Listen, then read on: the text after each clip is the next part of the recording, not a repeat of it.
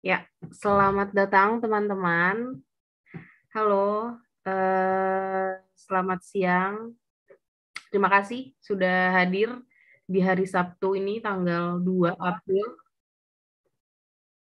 Mungkin hawa-hawanya udah hawa-hawa mau puasa ya. Ada yang panas banget, aku sih di Bogor panas banget. Tapi katanya ada yang hujan juga. Tapi semoga gimana pun cuacanya, gimana pun lokasi teman-teman, itu tidak menyurutkan teman-teman untuk belajar di siang hari ini gitu. Nah, teman-teman hari ini adalah Green Jobs kelas yang ketiga. Setelah sebelumnya kita sudah ada kelas storytelling, kemudian kelas infografis gitu. Nah, hari ini kita mau belajar di salah satu media sosial yang suka banyak bikin apa ya, thread gitu atau pembahasan-pembahasan yang sebenarnya cukup menarik tapi nggak perlu gambar. Kadang-kadang nggak perlu gambar ya. Kadang-kadang orang cerita kita bisa bikin scroll banyak gitu. Nah, Twitter ini salah satu media sosial yang bisa jadi alat kampanye organisasi teman-teman atau bisa juga jadi apa ya, alat buat teman-teman menyebarkan segala sesuatu kebaikan ya, maupun dengan akun pribadi ataupun akun organisasi. Nah, sebelum nanti aku sampaikan ruangan virtual ini ke Kak Riki Pratomo sebagai narasumber kita. Nah, aku mau minta Kak Verena, di sini sudah ada Kak Verena sebagai Direktur Program dari Coax Indonesia untuk kasih sedikit bukan pemaparan, pengantar.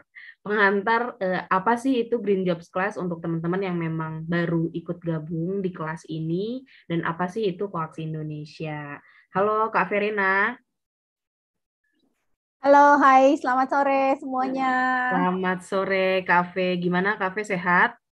Sehat, alhamdulillah. Semoga Alhamdulillah. walaupun hujan kita tetap semangat karena besok udah puasa ya teman-teman. Jadi nanti Iya. mungkin kita udah mulai terawih nih ya. Iya, malam ini kita Terus ntar terawih. malam yang senang begadang ada temennya karena udah mau ada seruan sahur. Aduh, aku tuh paling senang bulan puasa sebenarnya karena aku Makin insomnia. rame gitu ya. Bener, bener, bener, bener. Oke, Kafe, silahkan sedikit pengantar untuk kelas kita hari ini. Oke, aku mau kenalin dulu ya, Koaksi itu siapa. Mungkin untuk teman-teman yang belum kenal Koaksi Indonesia atau Coaction Indonesia, sama bahasa Indonesia bahasa Inggris kita bilingual, itu artinya adalah kolaborasi. Jadi sebagai organisasi baru, isinya ini kami anak muda semua yang kami ingin membongkar semua hambatan atau tantangan ketika kita menginformasikan soal perubahan iklim dan terutama energi terbarukan. Kenapa? Karena energi terbarukan itu sebenarnya sudah banyak digunakan dari tahun 2000-an ya orang Indonesia. Bahkan banyak dimulai dari desa gitu. Jadi kalau misalnya teman-teman belum kenal energi terbarukan dan masih berkata bahwa teknologi ini berasal dari teknologi masa depan, ini sebenarnya enggak, karena kita sudah banyak pakai, terutama bahkan teman-teman yang tinggal di daerah 3T gitu. Nah, kenapa kita sekumpulan anak muda tertarik untuk mengangkat isu energi terbarukan? Karena dengan energi terbarukan kita bisa membuka akses teman-teman di daerah lain yang nggak se-privilege kita yang ada di kota besar di Jakarta bisa akses listrik 24 jam andal, mati listrik udah jarang ya. Terus kita bisa pakai air, kita bisa pakai internet, kita bisa pakai segala macam yang membuat kita lebih produktif. Nah, teman-teman di sana mungkin nggak jauh-jauh di 3T di Indonesia Timur ya, bahkan di Pulau Jawa pun masih ada gitu yang belum 24 jam kayak kita. Nah, kita ingin membantu sebenarnya pembangunan Indonesia bisa lebih fokus di Indonesia raya gitu, karena menjadi punya opsi menjadi berdaya itu adalah hak kita sebagai anak muda. Nah, green jobs adalah sebenarnya salah satu benefit yang bisa kita dapatkan sebagai anak muda kalau kita memahami perubahan iklim itu apa dan kenapa kita harus pakai energi terbarukan. Jadi teman-teman, energi terbarukan itu cuma satu dari sekian banyak sektor yang bisa membuat pembangunan Indonesia maju pesat kayak roket. masih ada hutan ya, kita kaya di hutan, kita juga kaya di laut, kita juga kaya di potensi energi terbarukan, kita juga kaya di industri ya, karena sumber daya manusia kita banyak. Nah, jadi ini adalah rangkaian dari kampanye besar kita, Green Jobs, supaya teman-teman bisa lebih paham lagi dan tertarik untuk join gerakan kami. Kenapa ada rangkaian Green Jobs Class? Karena biasanya kan kita rata-rata nih pakai gawai ya, atau kita pakai alat-alat yang ada di sekitar kita untuk menginformasikan apapun kegiatan kita, termasuk juga pekerjaan kita. Nah, salah satunya dilakukan oleh Koaksi. Nah, setelah 2 session sebelumnya, Green Jobs Class itu kita menginformasikan soal gimana caranya membangun storytelling.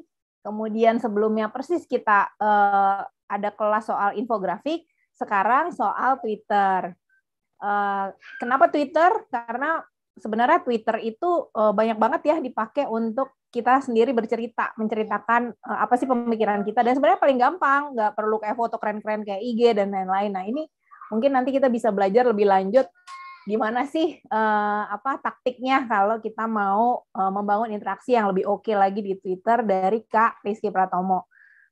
Mungkin itu dulu perkenalan dari aku. Teman-teman silahkan nikmati apa yang disampaikan oleh Kak Riki dan tanya apapun mumpung teman-teman punya kesempatannya sekarang. Dan mungkin teman-teman juga bisa daftar di 2 kegiatan berikutnya ya, Green Jobs Class yang minggu depan dan minggu depannya lagi. Itu aja mungkin dari aku, Katia. Silahkan Kak Riki, terima kasih banyak atas kesediaannya untuk menjadi narasumber kami kali ini. Siap, terima kasih banyak Kak V. Iya, benar banget Kak V, hari ini kan materi kita soal bagaimana caranya kita bisa jadi netizen yang interaktif gitu, utamanya di Twitter. Nah, kali ini kita kolaborasi sama teman-teman Green Move ID. Setelah sebelumnya dengan organisasi Telusuri, hari ini kita kolaborasi dengan teman-teman Green Move ID bersama Kak Riki Pratomo. Nanti Kak Riki akan sharing gimana caranya tadi jadi netizen yang interaktif, apalagi bisa menyampaikan pesan-pesan yang baik gitu ke teman-teman followers, nggak cuma followers ya, Twitter kan bisa di-retweet dan lain sebagainya, akhirnya bisa membuat satu suara yang mungkin nantinya akan mempengaruhi berbagai keputusan teman-teman pribadi, apalagi keputusan ke pemerintah gitu. Nah, narasumber kita Kak Riki Pratomo dengan background Hello Kitty-nya sudah siap ya Kak.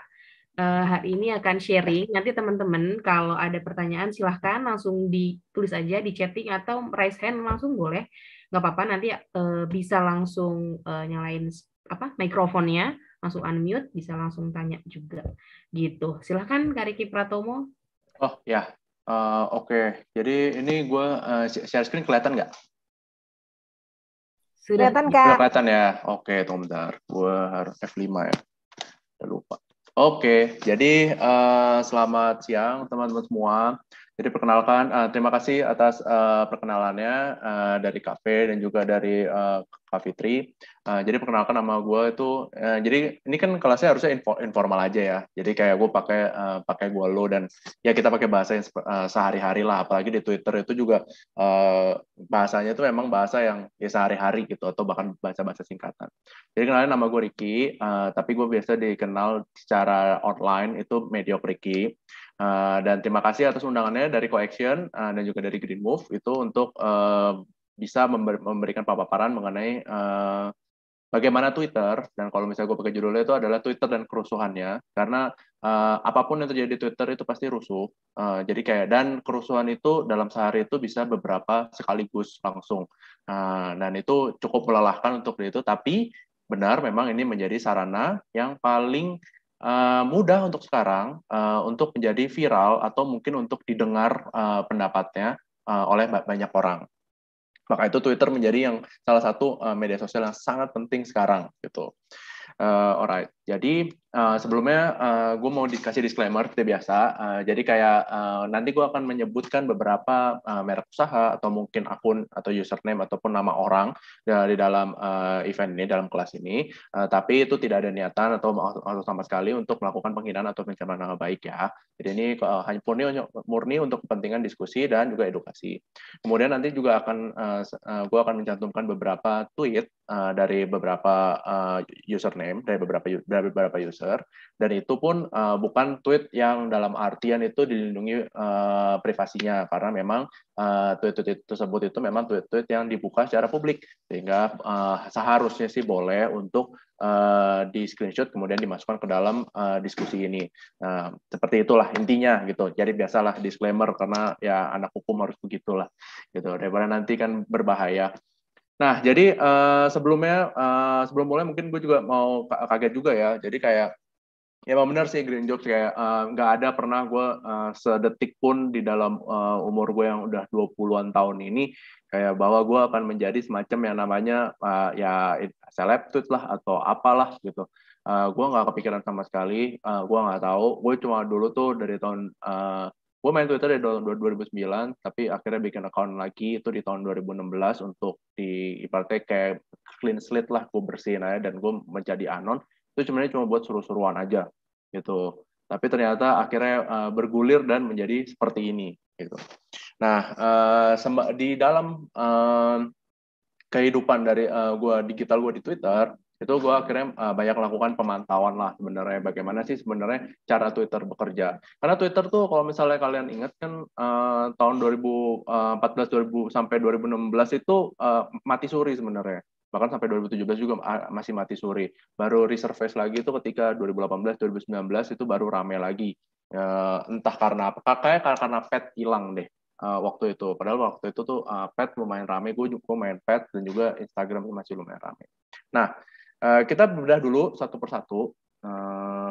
Dimulai dari pertama itu adalah karakteristik dari Twitter. Jadi gue akan mencoba untuk breakdown kelas materi hari ini itu dari mulai sebelum kita mengetahui bagaimana cara membuat thread yang baik atau bagaimana cara membuat engagement yang baik, kita harus mengetahui terlebih dahulu karakteristik dari sosmednya itu, karakteristik dari user-user yang ada di Twitternya, kemudian baru bagaimana cara meningkatkan engagement, cara membuat thread yang baik, baru yang spesifik di akhir itu adalah bagaimana cara kita mengadres isu-isu lingkungan, isu-isu yang berkaitan sama lingkungan hidup.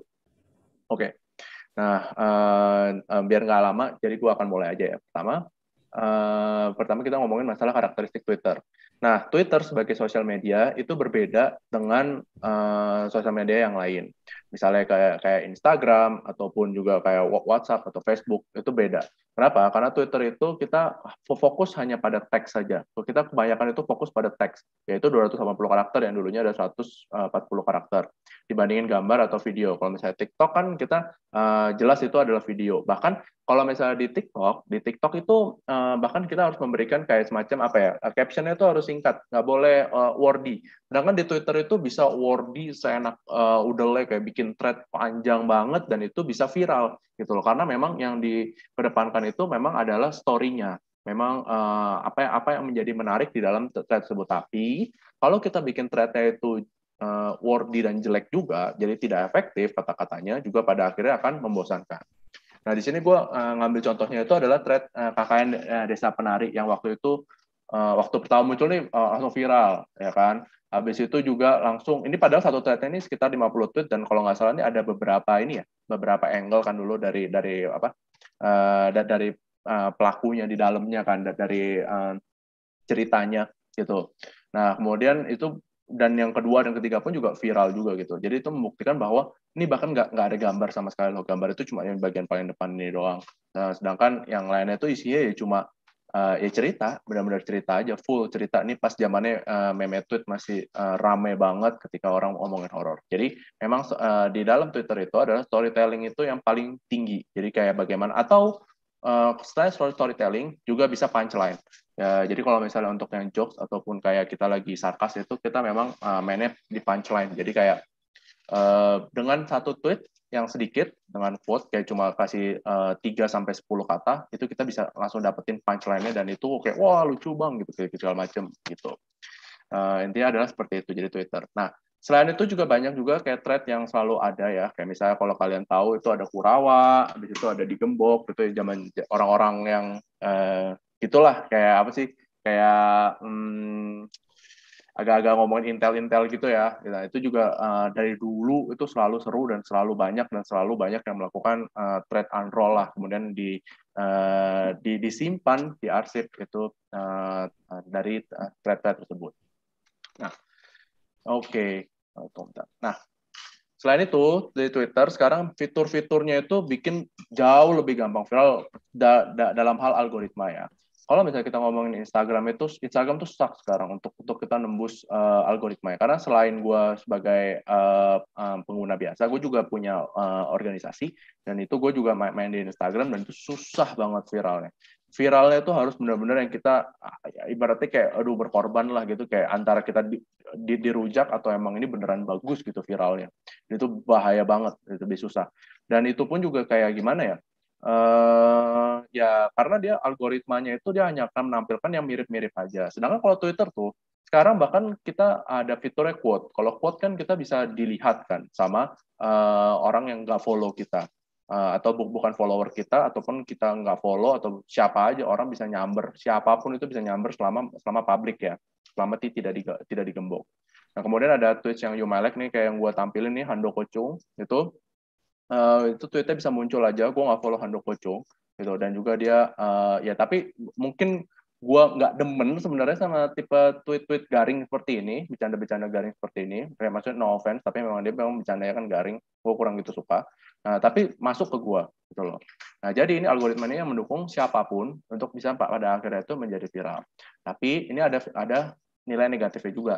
Jadi kenapa? Jadi kayak ada mungkin kita nggak pernah tahu orang ini siapa atau kayak gimana. Tahu-tahu nih orang ngeblok kita atau nge-mute kita gitu. Karena simply karena dianggap masuk ke timeline berisik, habis itu ya udah kita di-mute aja lah orangnya seperti itu.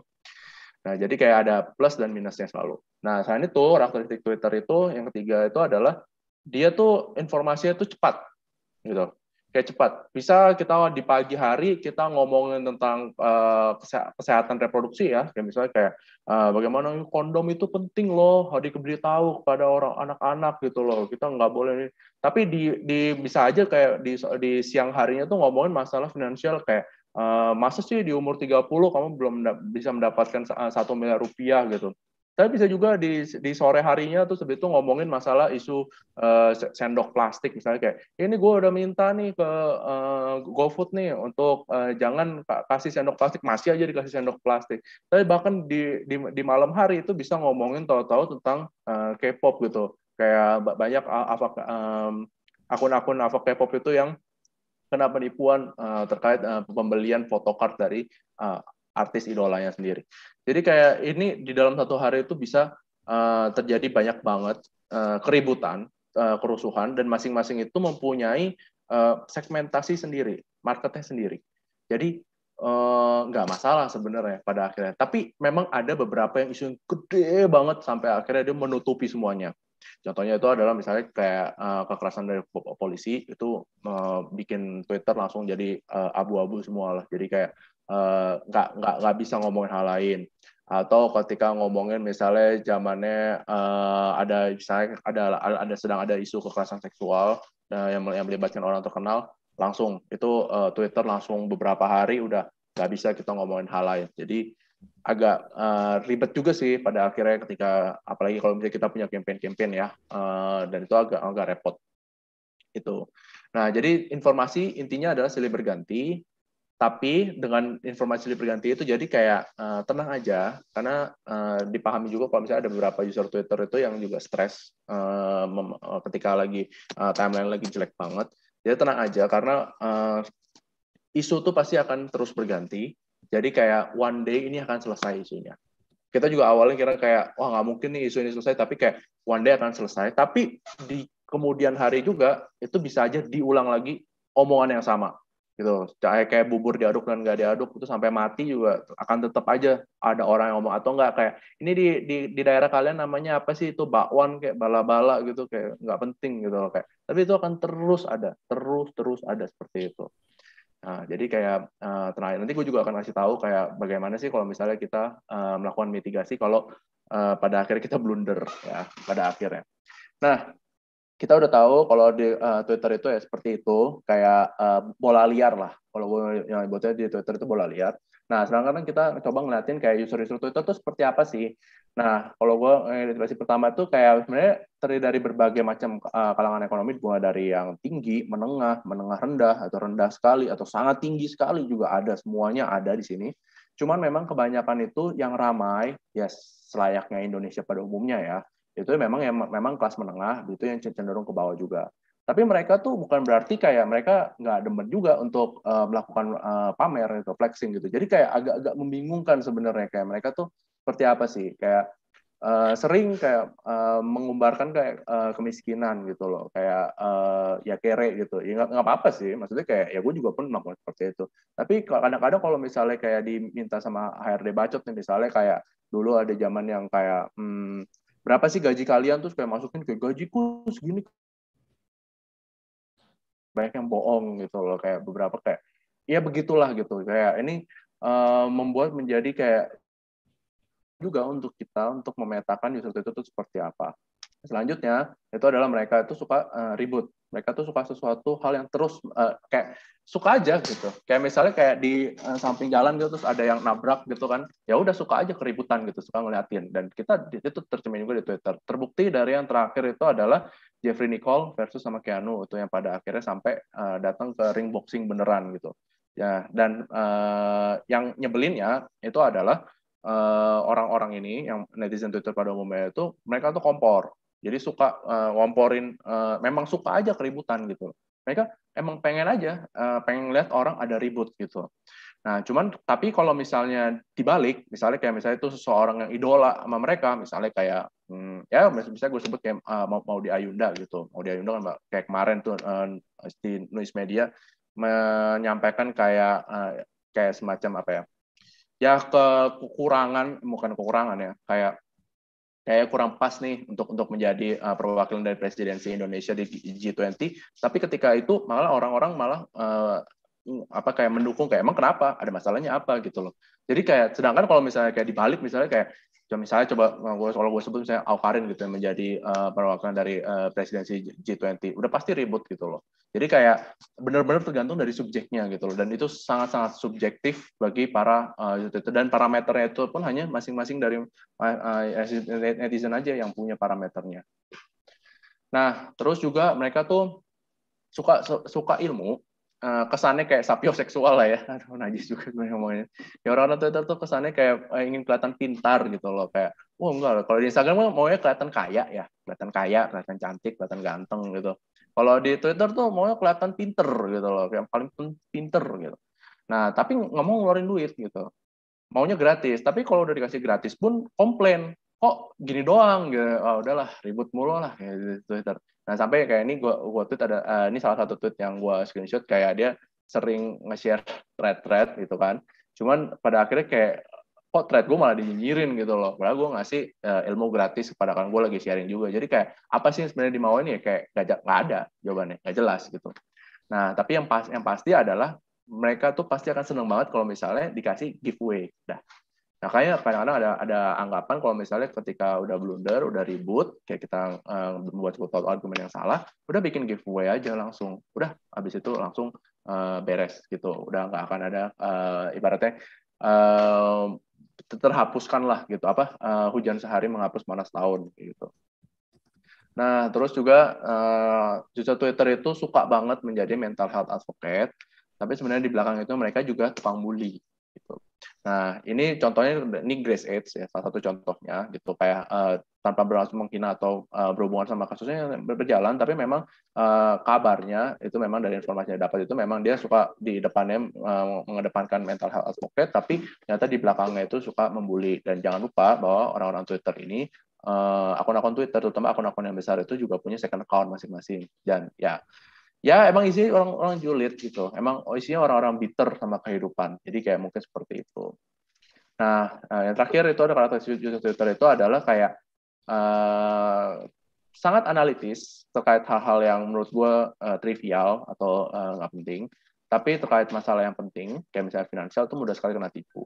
Contohnya di kanan atas ini, itu adalah yang kisahnya yang dia banker loh, ketipu, kena phishing ya, kalau nggak salah. Itu sama M-Banking. Karena ya begitulah, kayak gampang banget kena gitu. Sedangkan kalau misalnya kayak ketika ingat nggak yang kasus yang ada apa sih yang orang punya Gundam terus ponakannya datang habis itu Gundamnya diambil gitu terus kayak kok nggak mau ngasih sih buat ponakannya, dan ternyata ketika dicek bisa dianalisis lah bagaimana kata-kata yang digunakan, kalimat yang digunakan, dan ternyata memang semuanya itu adalah bohongan atau rekaan belaka gitu. Jadi kayak pada akhirnya masih ada ntar gue yang keenam itu adalah yang ini paling parah sih menurut gue, yaitu suka mob mentality, suka kalau gue bilang membebek ya, jadi ngikutin arus. Jadi orang-orang Twitter itu jadi kayak apa ya, suka reply itu hal yang sama gitu. Mereka tuh semua tuh kayak semuanya tuh sama ya, tapi kayak nunggu dulu, kayak misalnya kayak nggak ada yang berani komen duluan, tapi kalau misalnya ada yang komen kayak kok begitu sih gitu, mungkin di dalam benaknya masing-masing user Twitter itu kayak gua nggak sepakat nih sama pandangan ini, tapi kayak karena ada orang yang komen itu jadi kayak oh iya bener ya begitu, padahal mungkin bisa jadi kayak enggak gitu.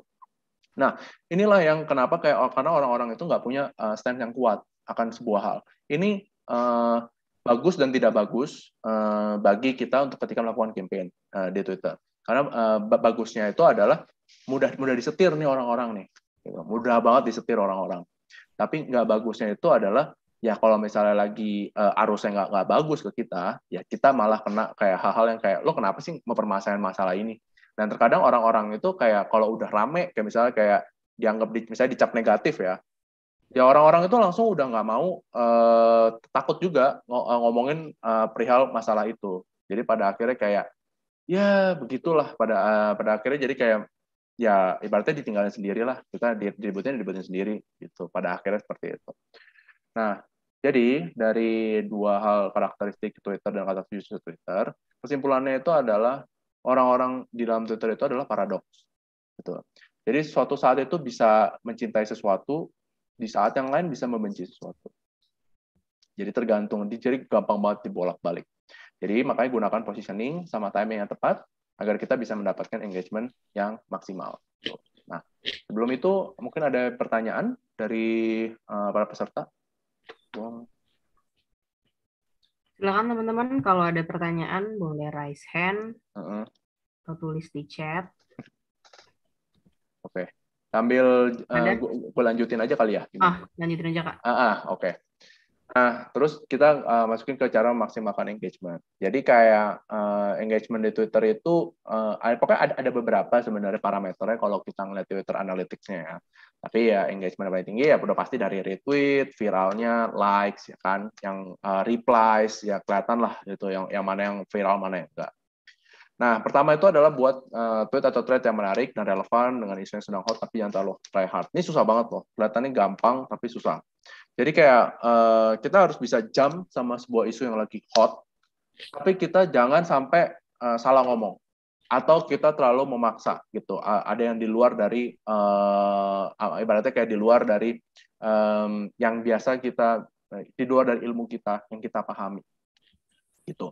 Jadi kayak misalnya mungkin kalau gue ambil ya misalnya terkait Eza SH ini merupakan akun yang salah satu, kalau nggak salah ya, salah satu adminnya dari HRD Bacot. Dan kemudian karena dia memang adalah influencer HR yang terkenal juga di YouTube, dimanapun, di TikTok, juga di Twitter. Nah, ketika terakhir ini dia memang banyak kerjaannya itu memberikan komentar untuk ya memberikan komentar terkait HR, termasuk memberikan komentar terhadap CV. Nah, tapi memang pada akhirnya itu mungkin terlalu banyak ya. Jadi kayak mungkin terlalu kayak ya sebenarnya kita nggak perlu dikomenin lah terkait yang CV ini gitu. Tapi itu balik lagi kayak parameter itu tuh kayak perlu dan tidak perlu itu ya kan subjektif banget dari masing-masing orang. Kayak menurut gue kayak nggak perlu lah, menurut orang lain kayak perlu dong Pak, saya mau tahu nih, kayak masih diperlukan tahu gitu. Nah pada akhirnya memang seperti itu. Nah jadinya agak backfire belakangan tuh banyak backfire, dan dia pun juga sampai bingung kenapa sih kok gue dapetnya begini terus gitu. Nah gue pun juga lagi bingung sama hal ini, tapi memang nanti kesimpulan gue itu adalah kayak memang sekarang itu masyarakat Twitter itu lagi hot dan bitter, lagi panas gitu. Jadi kayak ada fase-fasenya. Mungkin nanti setelah puasa mungkin akan lebih adem lagi karena udah dapat THR ya. Jadi kalau sekarang tuh lagi pada panas semua orang-orang, lagi pada panas gitu. Nah, yang kedua itu adalah punya komunitas atau circle yang aktif gitu. Ini percaya nggak percaya emang penting. Jadi hal pertama yang dilakukan sebelum naikin engagement, maksudnya sebelum mendapatkan thread yang viral, itu kalian harus sudah deket dulu dengan orang-orang, dengan user-user Twitter.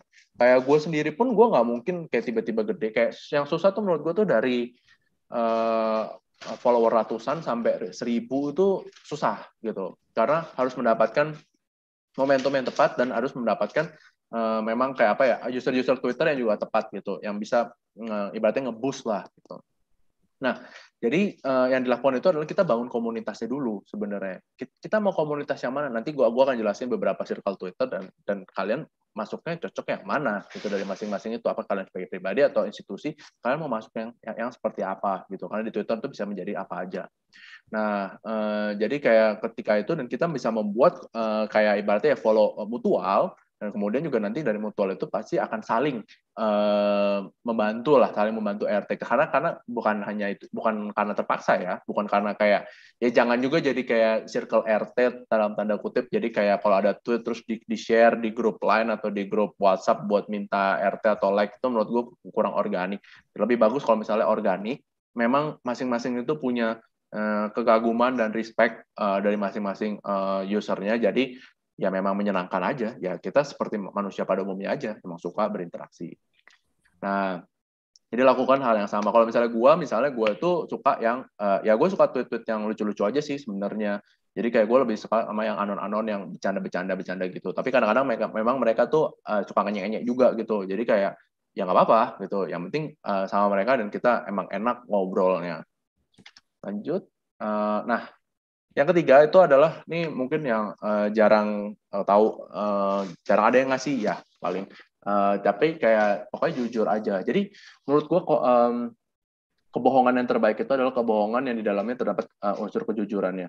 Jadi ketika kita membuat sebuah thread atau ketika kita membuat sebuah tweet, itu kita tuh harus menuangkan memang kita, oh ya memang kita tahu hal ini, oh memang kita peduli sama hal ini. Jangan pura-pura peduli. Nggak boleh gitu. Menurut gue kurang tepat lah. Ya, banyak orang yang pura-pura peduli. Nah, terutama menurut gue itu adalah seleb-seleb yang zaman dulu. Tuh yang tiba-tiba mereka bisa kayak, ya pokoknya intinya mereka tuh mau flexing aja sih yang gue lihat sih. Jadi kayak, jadi sampai kayak kesannya kayak agak-agak bohong gitu loh. Kayak, kok kayaknya bohong ya ceritanya gitu. Nah, menurut gue tuh jangan.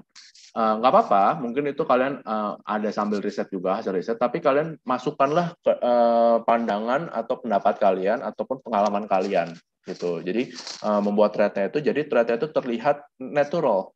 Nah, orang-orang Twitter itu suka yang thread-nya seperti itu, yang natural, jangan yang 100% bohong dan kurang organik misalnya. Nah, yang keempat itu adalah mulai dari sektor yang kalian tahu dan kuasai terlebih dahulu, atau yang kalian minati terlebih dahulu. Kemudian baru mulai ke isu-isu yang kalian boleh anggap general. General tuh contohnya kayak politik ya, minyak goreng lagi naik, BBM lagi naik, itu kalian boleh lah isu itu. Tapi mulai dari yang sektor yang benar-benar kalian mengerti dan memahami terlebih dahulu, baru kemudian kita bisa ngomongin isunya. Boleh nggak tapi main ke isu general? Boleh-boleh aja, nggak masalah gitu. Cuman bagaimana kalian membuat komunitas terlebih dahulu dan dikuatkan terlebih dahulu, baru kemudian kita bisa baru berubah lintas sektoral. Karena kalau kita udah mulai jump dari yang sektor satu ke sektor lain, itu jadi kita kurang fokus dan engagementnya jadi terpecah. Karena misalnya kayak orang yang suka anime itu less likely untuk misalnya ngomong nge-like juga masalah yang misalnya masalah tentara gitu, masalah ketentaraan, misalnya masalah senjata api gitu, itu kayak mereka akan kurang gitu. Jadi kayak dipilih aja terlebih dahulu yang mana, dikuatkan dulu engagementnya, baru nanti kita akan bisa keluarin ke yang secara umum. Gitu. Nah, apakah ada pertanyaan? Ya ada ya di chat. Oke. Oke, jadi mau yang ini dari yang mana dulu nih, Kak Fitri? Gue sebutin aja ya. Dari Novita. Kenapa K-pop hampir tiap hari muncul di trending topik? Nah, karena apa K-pop itu sangat banyak. Satu orang bisa punya 100 apa K-pop, user apa K-pop gitu. Dan mereka itu sampai bela-belain ke warnet, nyewa satu warnet untuk nonton launchingnya musik video dari EXO misalnya. EXO masih ada nggak sih? Anjir ya kayak gitu, BTS gitu. Nah, kenapa? Dan kebelakangan apa ya? Karena apa K-pop tuh no offense ya, tapi memang mungkin banyak sih yang underage apa K-pop ini. Jadi mereka itu kayak jadinya kayak punya banyak waktu untuk di Twitter untuk komen gitu, untuk melakukan sesuatu atau untuk kayak ibaratnya, dan mereka tuh di apa ya, emang fanatik aja sih. Ya sebenarnya menyenangkan juga ya punya fanatisme kayak gitu ya. Kalau misalnya kayak Coaction, Green Jobs itu kayak punya fanatisme kayak gitu, kayak tiap hari ngomongin isu lingkungan gitu, kayak tiap hari ngomongin Jimin, Taeyong gitu kan, enak juga ya gitu. Cuman ya begitulah apa K-pop, dan mereka sendiri yang menaikkan, dan mereka juga tuh punya circle-nya sendiri dan saling naikin gitu. Dan kadang-kadang kalau misalnya di kayak isu kayak dulu misalnya ada ketika apa ada video porno dari seorang artis klik kesebar itu langsung dimanfaatkan momentumnya oleh apa K-pop gitu. Tapi begitulah. Nah, terus dari Kak Fitri ya, ada contoh thread Twitter yang akhirnya bisa mengubah kebijakan dan sebagainya, Kak? Thread Twitter itu sebenarnya kemarin kayak ada ya, karena belakangan itu dari apa kebijakan-kebijakan Jokowi itu banyak yang hari ini diketok terus kayak jangan gitu terus nggak jadi gitu. Kayaknya sih gue lupa, tapi ada yang kemarin tuh yang sempat ramai dan pada akhirnya disampaikan, yang dulu kan banyak yang komen kan kayak change.org itu petisi, apa gunanya sih? Kayak itu kan nggak penting juga ya, kayak yang kalau di visualisasinya itu kayak menggunting air gitu, menggunting air keran. Cuman kayak belakangan memang itu cukup bisa untuk memberikan apa ya, masukan atau bagaimana jadi orang itu bisa memahami kayak nggak seperti itu loh. Kayak misalnya contohnya tuh kayak misalnya yang apa ya, yang terakhir sih memang kebanyakan tuh kebijakannya minyak goreng ya, kayak minyak goreng. Jadi kan orang tuh ya percayanya awalnya kayak wah ini pasti ada mafia nih, terus ternyata kayak dibilang kayak ya enggak lah, emang kalau dari harga kelapa sawitnya emang lagi mahal, terus mau diapain gitu loh, apa yang bisa dilakukan gitu. Jadi kayak pada akhirnya pun kebijakan Kementerian Perdagangannya pun juga akhirnya berubah-ubah, selalu berubah-ubah. Nah, cuman kalau yang dari lingkungan nanti akan gue bahas secara spesifik ya di belakang gitu, kebijakan lingkungannya itu kan seperti apa. Oke, waduh, ini banyak nih. Dari Ina, ada amatan terkait buzzer RP kah, Mas? Soalnya salah satu tantangan besar mimin akun-akun NGO yang punya sikap kontra pemerintah. Ada, oke, yang punya sikap kontra pemerintah itu ya buzzer RP. Yang aktif di Twitter itu cuma buat lihat akun coaching kampung sini. Oh, JHT, BPJSTK. Oh iya benar, ya jaminan hari tua ya, benar. Jaminan hari tua itu yang kemarin itu, walaupun gue sebenarnya tim yang nggak setuju kalau bisa dicariin kapan aja, tapi ya sudahlah, itu yang terjadi. Dan juga pemerintah sekarang agak populis sih, jadinya seperti itu. Ya benar-benar, yang JHT itu kemarin itu ya, sempat rame gitu. Emang karena banyak isunya di up juga ya sama beberapa itu, gue nggak tahu deh, ya ada beberapa kepentingan. Nah kalau misalnya bebazir RP, biarin aja sih, itu cuma noise gitu.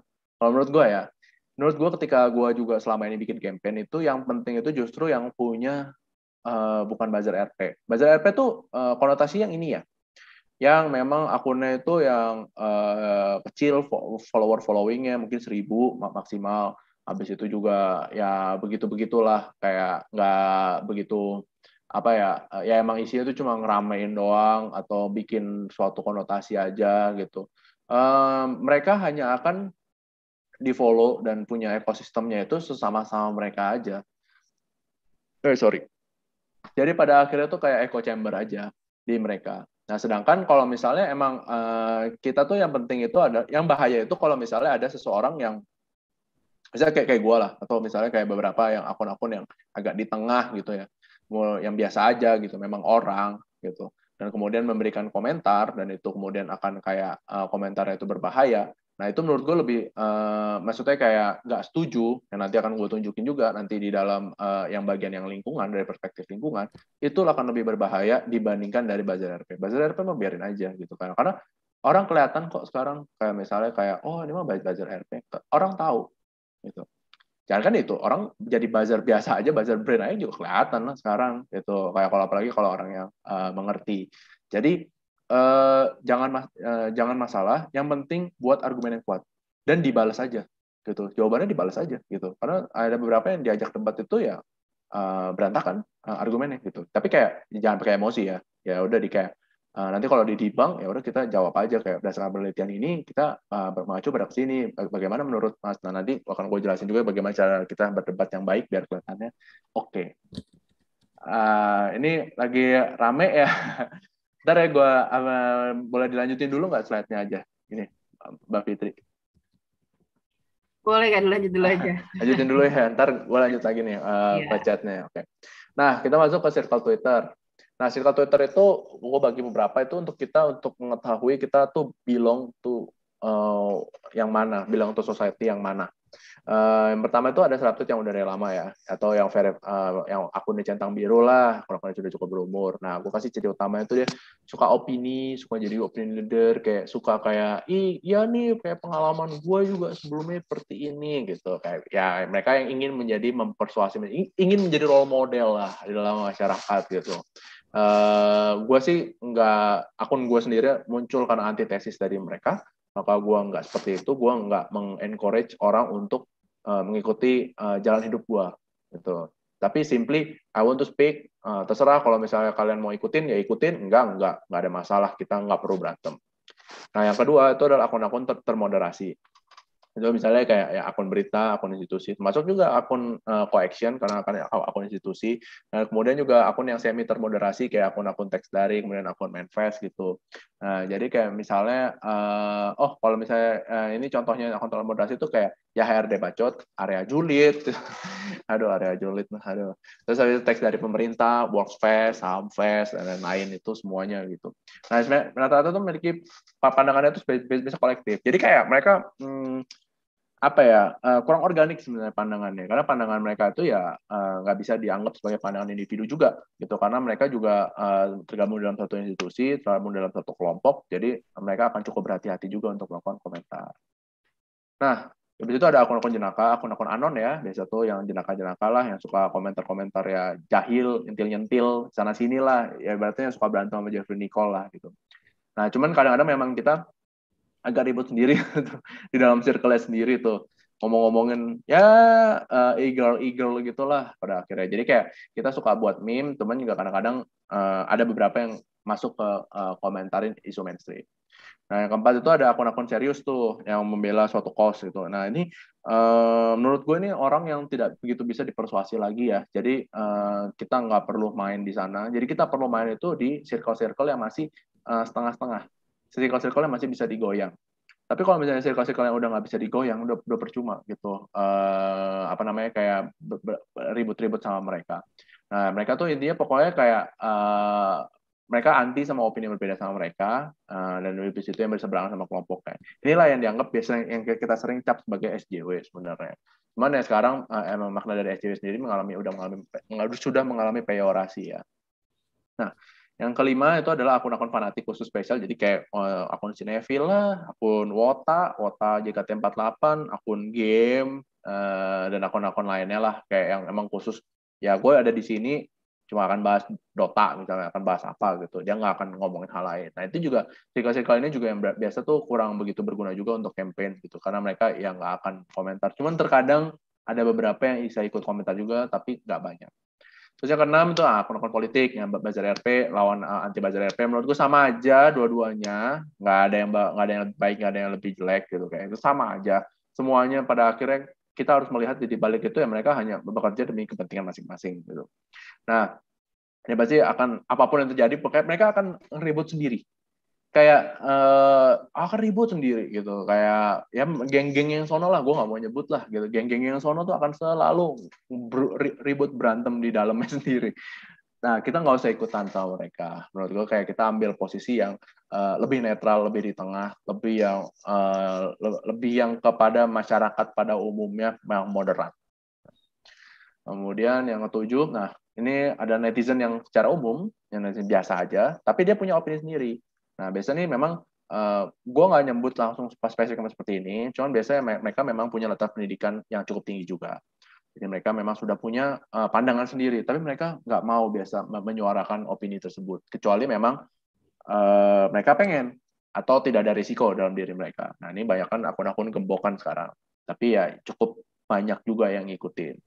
Nah, yang ke-8 adalah netizen yang pada umumnya yang dia nggak punya opini, yang bebek. Cuma ngikut aja apa yang komentar di atasnya dan apa komentar yang paling tinggi. Padahal kayak menurutnya kayak ya nggak gitu juga lah gitu. Kayak sebenarnya ya biasa aja gitu kan. Nggak sampai bebek banget lah gitu. Nah, oke. Nah, ini sedikit ya. Nanti gue akan nge-address pertanyaan lagi. Nah, di Twitter itu sebenarnya secara umum ada 3 yang gue tangkep ya. Itu pertama itu adalah bikin thread. Bikin thread itu adalah kumpulan tweet sebenarnya. Nah, ini tuh mudah dibuat karena ya udah tinggal ketik aja. Gue pun juga mempraktekkan gue bikin thread, tapi gue udah jarang bikin thread karena gue sendiri juga mau fokusin bikin thread bikin pandangan di YouTube aja karena sekarang lagi panas banget di Twitter, jadi kayak kurang enak juga. Yang kedua itu mudah menggait engagement karena tinggal post, habis itu ya dia akan kalau viral, wah lambar kemana-mana. Itu kayak beberapa thread gue yang cukup ramai itu adalah yang gue bilang, yang kalau yang buat hehehe doang kayak gue bilang sebuah pembelaan terhadap kenapa orang tuh ngomong ketika gebetan, ketika lagi PDKT, terus ketika nanya lagi apa itu bukan berarti basi gitu. Nah itu karena pada saat itu gue membuat antitesis dari semua orang kan ketika masa PDKT cuma ngomongin lagi apa doang gitu. Jadi kayak gue bikin kayak enggak, sebenarnya ketika kita ngomong lagi apa itu ya bagaimana lah gitu. Ya gue udah agak lupa juga threadnya, udah 2 tahun lalu gue bikinnya. Nah, tapi juga bisa membahas isu yang berat juga, kayak misalnya beberapa kampanye, kayak misalnya ya di lingkungan juga masuk gitu. Tapi memang engagement-nya nggak begitu tinggi karena mereka memang sukanya yang hahehe gitu. Twitter, masyarakat Indonesia itu suka hahehe. Makanya nomor 1 akun yang paling rame itu dagelan gitu dari dulu. Emang gitu aja. Podcast itu ya isinya yang bercanda-bercanda gitu. Ketika ngomongin yang rada serius, nggak gitu rame. Walaupun ada sih beberapa yang nanti akan gue jelasin di bagian lingkungan kayak bagaimana mereka ramai tapi sekarang mulai mendapatkan backfire. Nah, di situ juga ada Spaces. Spaces itu nggak gitu rame ya sebenarnya, tergantung kalau lagi kayak kasus yang misalnya kayak lagi isu misalnya yang panas banget, kayak misalnya lagi isu kekerasan seksual pada masa itu, yang kemarin-kemarin itu, atau isu yang Tompi dan filmnya gitu, itu rame banget. Tapi kalau nggak sih sisanya biasa aja. Terus engagement-nya itu harus yang secara organik gitu. Jadi kayak memang nggak bisa akhirnya viral. Kayak misalnya kan engagement itu adalah saling ngomong ya, berarti hanya orang yang ikut dalam spaces itu yang tahu. Sedangkan kalau kita bikin tweet, itu kan semua orang yang tidak ikut dalam konteksnya, bahkan nggak follow kita, itu tetap bisa dapetin. Nah, terus menurut gue yang ketiga tuh Spaces itu enaknya kalau punya host yang kompeten, karena kebanyakan itu Spaces tuh isi kayak cuma orang ngobrol nggak penting doang ya, tapi kayak lebih enak tuh kalau misalnya ada pemandunya gitu loh, ada moderatornya yang enak. Nah, yang ketiga itu adalah bikin meme. Lucu-lucuan gitu, rame, kalau misalnya rame mah rame gitu, tapi ini cukup sulit untuk dibuatnya, harus punya tidak hanya skill Photoshop dasar ya, atau Illustrator dasar, tapi juga perlu kreativitas gitu. Gue ada beberapa juga yang sempat bikin meme tapi ya agak susah gitu. Gue lebih biasa untuk membuat thread atau misalnya punchline jokes gitu, satu tweet gitu, quote. Habis itu kalau bahas isu berat jadinya kadang kurang lucu. Ada sih berapa, gue lupa deh. ada beberapa akun-akun gitu yang udah mulai itu ya pakai meme gitu, tapi agak salah kayak termasuk akun-akun pemerintah ya. Kalau nggak salah gue lupa kayak akun yang Kominfo atau bagaimana tuh, kayak udah coba bikin meme tapi kayak masa gue bayar pajak lu buat bikin meme, tapi kan ya nggak juga sih sebenarnya, yang penting kan informasi tersampaikan gitu. Alright. Nah, jadi nanti kita bahas tentang thread. Oke. Kita coba untuk baca beberapa pertanyaan ya. Ada si Opung pakai big data gitu. Ya, tapi big data hati-hati ya. Kayak misalnya ngomongin masalah berapa banyak yang murid kalau berapa yang pengen itu, ya sisanya buzzer RP, ya data itu plus minus lah ibaratnya. Nah, diambil boleh 56 tahun setelah libur ditarik. Ya, betul. Betul BPJS ya, betul. BPJS Jaminan Hari Tua. Aku 110 juta, salah satunya dari percakapan sosmed, betul. Aturan yang viral base, tapi menandakan kalau viral memang ampuh ya. Betul, apalagi kalau soal oknum berseragam, percuma lapor polisi, itu melantap sih menurutku. Ya, memang, karena itu kenyataan, itu sesuatu yang bisa diamini sama semua orang. Cuman, jadinya agak terlalu, kalau gue melihatnya agak, ada beberapa isu yang, oke, stop sampai di sini aja. Kita tujuannya itu harus jelas melakukan apa, reformasi atau bagaimana. Tapi ada yang jadinya malah kebencian aja, jadinya hate. Dan itu kayak, itu bikin sosmed jadi agak berat gitu. Oh ya, nah kubu penguasa trending topik dari Siva, kubu penguasa trending topik Twitter rata-rata diisi oleh fandom K-pop, kubu buzzer pro orang kontra pemerintah, giveaway brand, dan juga ini ya akun-akun anti kesusilaan ya sebenarnya. Ya gue nggak mau nyebutin lah, tapi akun-akun yang begitulah, yang bokep-bokep. Gimana ya cara agar NGO bisa mentrendingkan isu secara organik? Kira-kira bisa nggak manfaatin akun mention face kayak Area Juliet, Tanya Rel, dan sebagainya buat virality? Mungkin gue akan dimarahin ya sama akun Area Juliet, tapi akun Area Juliet memang membuka kesempatan untuk bisa untuk membantu untuk campaign, bisa kok. Cuman apakah itu akan penting banget? Tergantung pada kegentingannya. Kalau misalnya pada akhirnya itu kurang genting, jadinya malah tetap akan basi.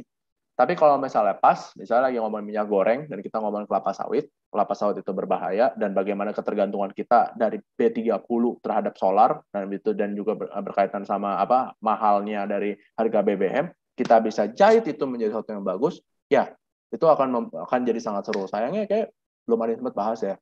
Kayak gue sempat baca ya, tapi kayak itu dari orang aja gitu, nggak dari institusi, dan kayak gaungnya kurang gitu pada akhirnya. Oke, dari Kak V. Tanya, kalau kita ada di beberapa platform, apakah di Twitter perlu dibuat strategi sendiri atau lebih efektif mirroring aja dari IG atau Facebook? Atau mending kayak gimana? Mirroring nggak ada gunanya di Twitter. Mirroring nggak ada gunanya, karena gue udah pakai sendiri juga dari institusi organisasi gue sendiri juga, dan nggak bisa. Memang kita tuh di Twitter ya memang harus yang kayak ya memang hanya ada di Twitter aja gitu, kayak memang kita quote lah sesuatu yang menarik, kita berikan ya, informasi, kita harus ngikut caranya HRD Bacot. Jadi kayak memang mereka jam ke sebuah isu, habis itu kayak sotoy gitu, nggak apa-apa, jadi sotoy, yang penting kayak kalau salah ya udah, salah kan juga ya tetap dapat engagement ke kita gitu kalau misalnya kita salah ngomong. Tapi memang jadi kayak ibaratnya akun termoderasi itu tidak bisa kayak termoderasi banget di IG. Akun termoderasinya di dalam Twitter itu juga harus mempunyai yang namanya kepribadian, karakter. Kayak misalnya akunnya Nuis Media, walaupun sekarang ya di love-hate relationship ya, cuman memang kan dia kan memberikan ada suatu ibaratnya pandangan subjek gitu loh. Jadi dia memang kita tidak menganggap ini sebagai suatu benda mati, tapi kita menganggap ini itu sebagai orang gitu, karakter. Sedangkan kalau di Instagram kan ya nggak boleh ada opini, ya kita memberikan itu, ya udah kita jadi admin sosial media, ya memang ngepost sesuatu yang kaku.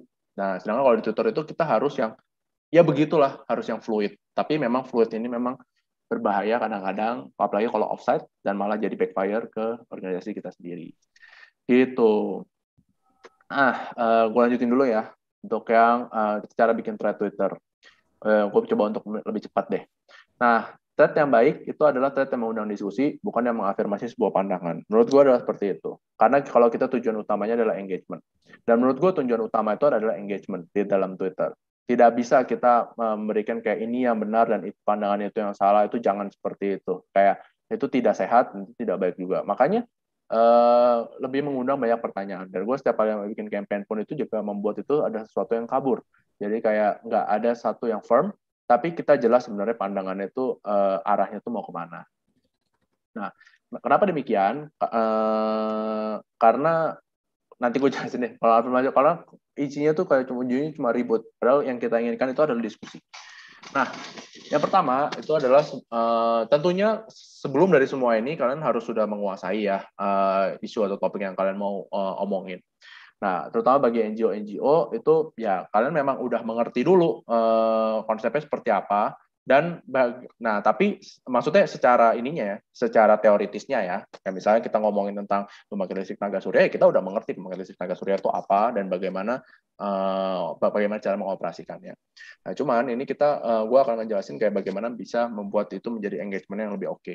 Yang pertama itu adalah riset menyeluruh dulu. Kita harus tahu dulu pandangannya dari masing-masing orang itu terkait isu kita itu bagaimana. Apakah hot, cold, atau di mana? Apakah dia sangat kontra atau pro? Masing-masing itu key opinion leader itu pasti akan mempunyai pandangan. Dan key opinion leader ini, yaitu dari circle-circle yang tadi gue sebutin, itu dicek dari masing-masing itu aja, circle-nya kalau kalian mau nyasar yang mana. Nah, kemudian dilihat pandangannya apa sih sebenarnya mereka, gitu loh. Nah, kalau kita memahami pandangannya mereka, barulah kita bisa mengetahui, oke, gue akan positioning di mana. Gue akan positioning di agak pro, gue positioning kontra, gue positioning di tengah-tengah. Positioning nggak ada sama sekali, nggak punya posisi sama sekali. Atau posisinya, atau cuma merangkum aja. Bisa jadi seperti itu. Jadi kita nggak perlu harus kita mengafirmasi, akan lebih baik kalau misalnya afirmasi itu terjadi secara organik dari memang pandangan mayoritas seperti itu. Itu adalah yang paling bagus engagement-nya itu adalah seperti itu. Nah, yang pertama ini gue saranin untuk coba terus follow call, pantau. Jangan hanya follow key opinion leader yang kalian pegang, tapi juga follow orang-orang lain yang kontra juga. Kalian harus tahu dan kalian harus bisa bikin mapping pandangannya masing-masing seperti apa dan reasoning di balik mereka itu apa. Nah, yang kedua itu adalah buat pandangannya itu kalau gue sentris. Jadi gue memang orangnya itu sukanya berada di tengah. Nah, jadi gue tuh memahami di semua isu itu pasti ada plus dan minus. Kayak misalnya isu JHT itu ada plus dan ada minusnya. Kayak masing-masing itu ada plus dan minusnya. Tapi biasa kemudian gue mengakui, misalnya ada yang salah. Misalnya contohnya di kasus yang JHT kemarin, gue jadi ingat. Jadi JHT kemarin itu kan adalah memang kenapa harus umur 56 gitu loh. Tapi kan di satu sisi kan jadi kayak memang jaminan-jaminan yang ada dan ketenaga kerjaan kita tuh masih belum begitu memberikan hak atas kesejahteraan pekerja itu dengan yang baik gitu loh. Maksudnya kayak pesangon mungkin belum dibayarkan, nggak semua perusahaan masih memberikan pesangon. Di praktik memang seperti itu, kita memahami. Nah, cuman kan kita di titik lain kan kita juga ada idealisme yang ingin kita tuju sebagai sebuah negara gitu. Bahwa ini adalah jaminan hari tua. Jaminan hari tua ya memang secara logikanya itu adalah kita dapetin hari tua ketika di hari tua. Nah, tapi ya memang ada beberapa kegentingan nih yang memang memerlukan nih. Nah, kita ambil tuh titik tengah. Berarti tetap secara umum itu di umur 56 tahun, tapi diberikan pengecualiannya itu lebih besar. Gitu. Misalnya, karena kan memang ada beberapa pengecualian. Contohnya untuk kalau misalnya mau beli rumah, itu boleh dicairkan sebesar 30%. Mungkin bisa lebih tinggi lagi, mungkin bisa 50-70% pencairannya. Tergantung dari kayak misalnya, kita liatin lah. Atau misalnya ketika dibuktikan ya misalnya, bahwa ketika jadi PHK, itu kemudian akan susah, dan kemudian jaminan PHK tidak cair, maka jaminan hari tua kemudian bisa cair. Jadi, lebih baik itu membuat pengecualiannya itu yang mungkin lebih diskresional kali ya, maksudnya kayak lebih banyak lah gitu ruang lingkupnya daripada udah jangan 56, ya udah kita kapan aja bisa. Itu kan jadinya karena di BPJS-nya pun juga perlu untuk mengembangkan dana pensiun ini, kayak dana jaminan hari tua ini, kayak begitulah. Jadi kayak ambilnya tuh agak di tengah sebenarnya. Kita mencoba mengambil solusinya.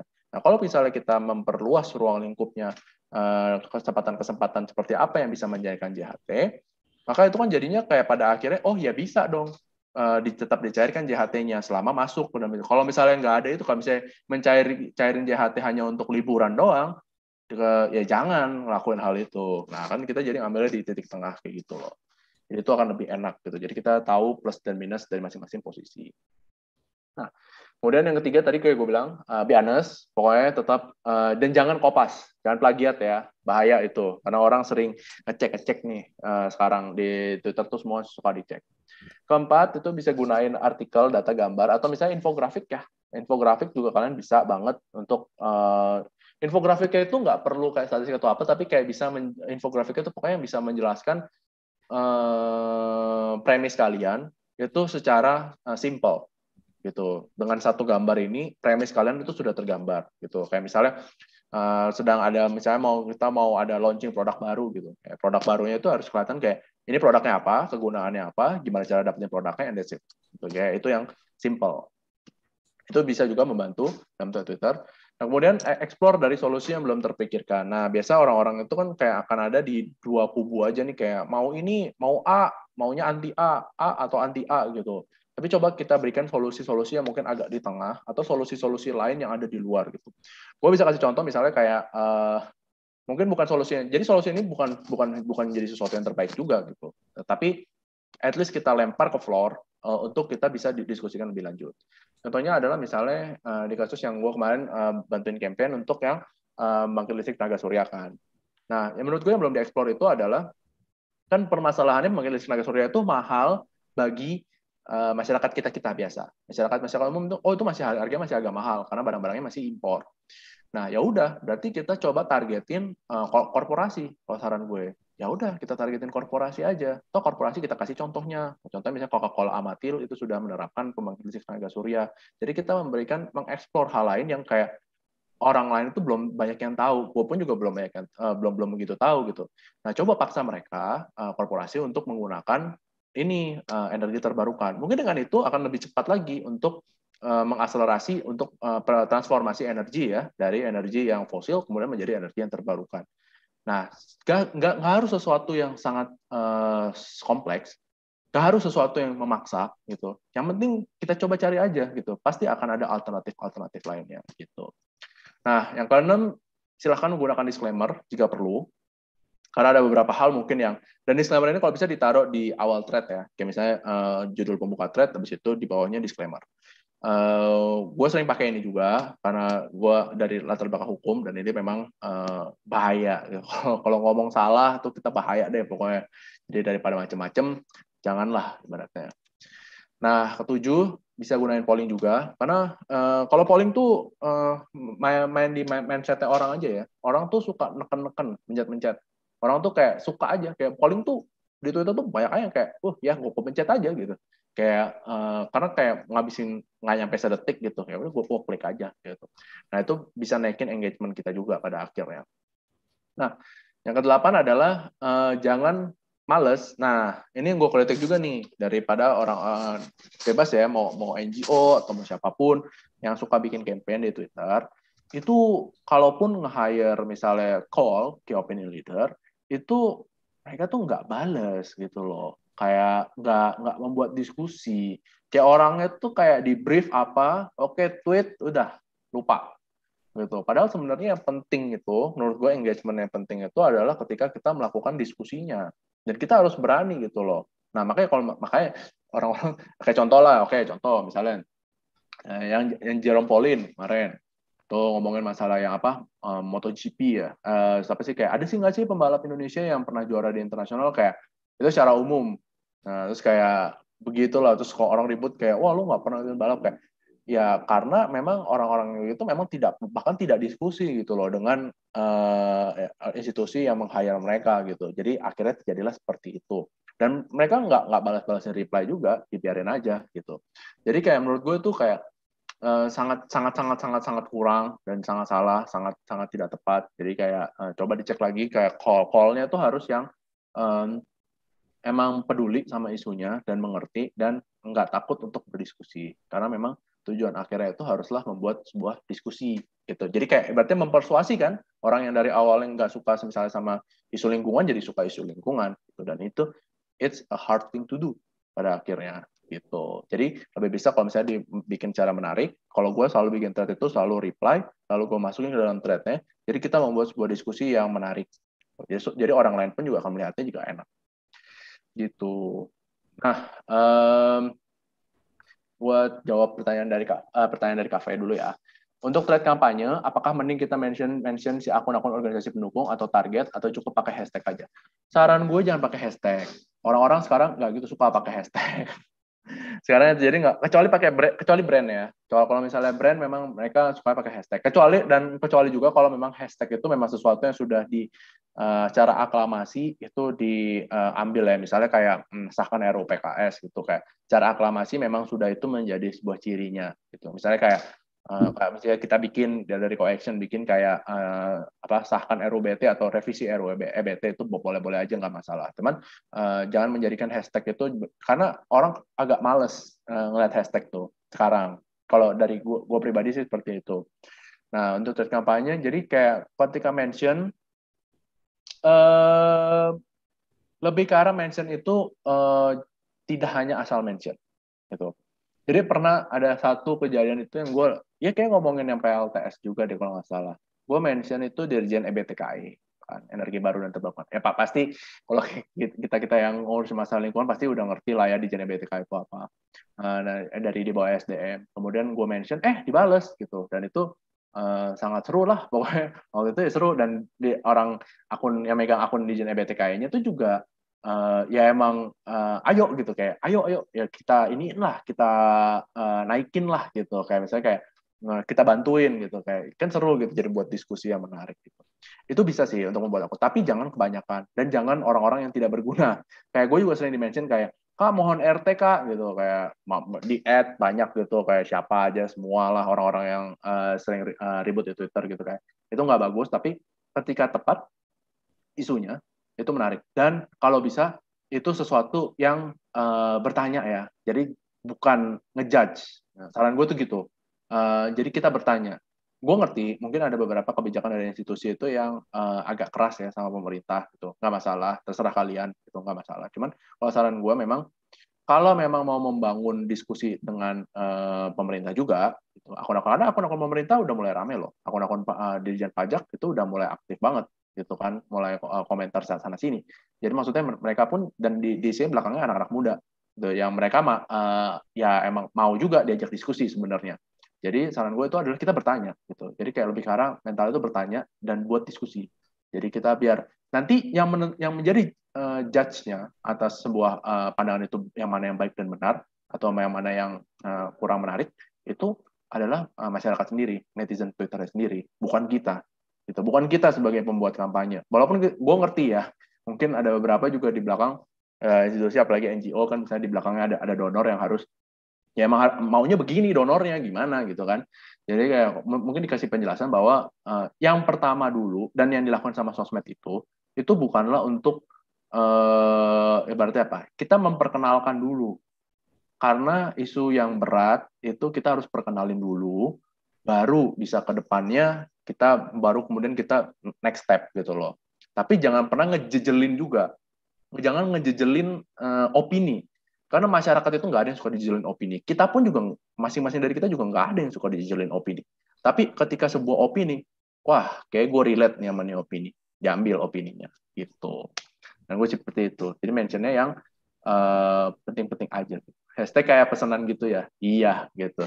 Ya jadi kurang terlihat organik. Tapi kalau itu hashtagnya memang sudah di sesuatu yang sudah kayak gue bilang secara aklamasi diambil sama netizen Twitter, pakai aja nggak apa-apa gitu. Memang itu yang diperlukan untuk menjadi direktori ketika kita mau mencari informasi terkait sesuatu isu. Nah ya boleh aja nggak apa-apa itu gunakan. Tapi kalau enggak jangan deh saran gue.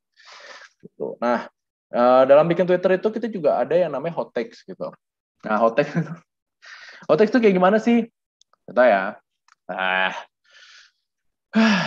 Ini kalau dari pandangan gue sendiri kan di Twitter itu sering banyak ketika ngomong finansial kayak ngomong kan kayak ya lumayan enak gue sandwich generation gitu loh gue harus ibaratnya membereskan masalah yang dibuat oleh orang tua gue karena orang tua gue nggak bisa memberikan gue kesejahteraan jadi gue sandwich generation itu bagaimana kalau misalnya itu gue kasih contoh hot text gue yang mana gue nggak ini bukan off the record ya ini hanya untuk disampaikan untuk edukasi aja ya jadi kalau menurut gue sandwich generation itu ya udah lu tetap punya option kok ya kayak orang-orang kan pada ngomong kayak gimana kak gue nggak bisa nih karena gue sandwich generation ya lu punya opsi untuk mengorbankan orang tua kalian gitu di dalam arti ya secara harsh ya kalian harus milih antara kalian milih, apalagi orang-orang yang udah berkeluarga dan harus menanggung orang tuanya. Gue tahu itu susah, gitu kan. Gue tahu itu susah. Cuman lo harus pilih, gitu. Lo harus pilih di masa depan atau di masa lalu. Kalau gue bilangnya kayak gitu ya, kayak orang tua itu adalah masa lalu, tapi anak-anak kita itu adalah masa depan. Kalau kita menghabiskan resource itu, financial resource dan resource yang lain kepada orang tua, maka bisa jadi kemungkinan anak kita nanti akan jadi tergantung juga. Dan kita akan terus membuat cycle sandwich generation ini. Apakah kalian mau memutus? Kesannya harsh dan kejam, tapi memang dunia adalah seperti itu. Nah, itu adalah contoh konteks. Itu. Tapi nggak semua orang bisa memahami hal ini. Itu bisa, in hot text itu bola liar, lebih liar lagi gitu. Nah, atau misalnya hot text yang lainnya tuh misalnya kayak kita ngomongin isu-isu lingkungan gitu. Ya udah, gue naikin campaign nih, ya misalnya. Ya kita bisa kok, ya udah kalau misalnya nyelamatin lingkungan ya udah kita pakai kampanye child free aja. Gitu. Karena lebih sedikit manusia pasti lingkungan akan lebih baik kan. Itu sesuatu yang nggak semua orang bisa langsung cerna. Nggak semua orang bisa langsung itu, tapi ada degree of truth di dalamnya. Itu adalah hot text. Menurut gue ya, sesuatu yang menyimpang banget. Gue nggak bilang hot text itu pasti benar. Gue nggak bilang hot text itu pasti bagus gitu kayak. Enggak, tapi sometimes hot text diperlukan. Sometimes. Nah, dari hot text sendiri itu ada plus dan minusnya. Yang pertama plus itu adalah cepat dapat engagement. Wah, rame lah. Pokoknya kalau tiba-tiba ngomong ini kayak rame. Gitu. Nah, plusnya juga adalah netizen itu cepat lupa. Jadi kalau udah kita ngomongin hot text, terus kayak seminggu selanjutnya aja orang tuh lupa gitu sama hal ini. Jadi kayak kalaupun kita salah, jadi kayak ya nggak apa-apa. Nanti minggu depan kita udah ngomongin hal lain juga orang udah pada lupa. Nah, plusnya kalau misalnya cocok sama masyarakat pada umumnya di Twitter, gitu, nah itu akan menggantikan opini yang status quo. Itu akan menggantikan opini yang sekarang ada dan itu akan menjadi arus utamanya. Gitu. Nah itu akan menjadi sebuah achievement sekali dalam sebuah kampanye. Nah cuman minusnya itu bagaimana? Kalau kita berentang sama arus utama dan ya bisa berarti orang nggak ada yang suka, kita akan di cancel.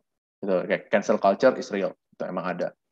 Nah, dan kemudian yang terakhir itu adalah walaupun gue yakin lah, ya semua admin sosmed itu di belakangnya masih manusia ya, dan manusia punya perasaan, dan itu pasti akan mempengaruhi sekali dan sangat lelah di mentalnya di belakang itu. Dan akan bakal berasa banget nih, karena gue juga udah pernah ngerasain hal ini. Jadi kayak sangat capek. Jadi kalian harus siap juga mentalnya kalau bersiap untuk mengambil hot takes. Nah, lanjut. Nah, kita masuk ke dalam isu lingkungan. Nah, bagaimana nih kalau dalam isu lingkungan? Nah, kalau misalnya di cara umum, gue ngomong secara umum ya, kayak misalnya ya yang paling umum itu sekarang ada krisis iklim. Masyarakat itu tahu dan memahami ada krisis iklim.